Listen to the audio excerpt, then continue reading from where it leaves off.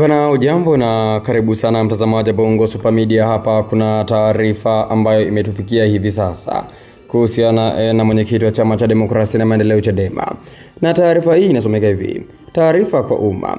Chama cha Demokrasia na Maendeleo Chadema kina utaarifu umma wa Tanzania, asasi za kiraia, jumuiya ya kimataifa na vyombo vya habari vya ndani na nje ya nchi kuwa siku ya Ijumaa tarehe 27 Juni mwaka 2025 saa 3 asubuhi katika Mahakama Kuu ya Tanzania Dar es Salaam itasikilizwa kesi ya Mheshimiwa Tundu Antipas Lissu dhidi ya Jamhuri kupitia criminal application namba hiyo.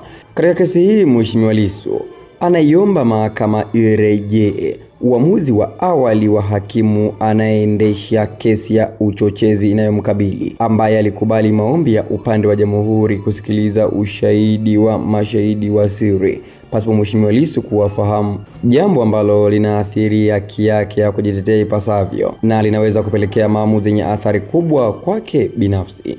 Chadema inapaza sauti yake kutetea misingi ya haki, uwazi na usawa mbele ya sheria.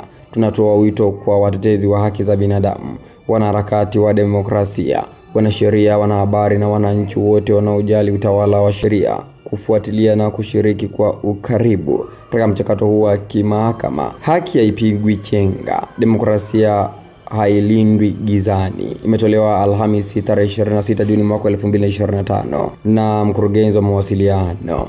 Mwisho kunukuu. Mtazamaji wa Bongo Super Media, hapa tumegundua kwamba hakimu aliyekuwa anasikiliza kesi ya Lissu katika tarehe iliyopita alikubali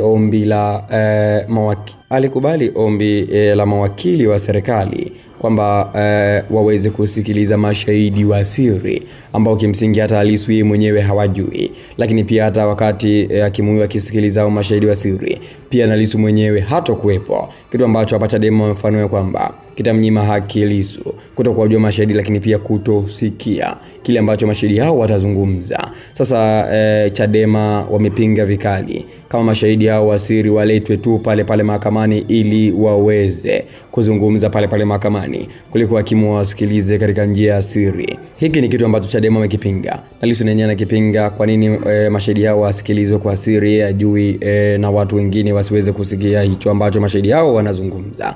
Je, maoni yako ni yapi? Andika hapo katika sehemu ya comments.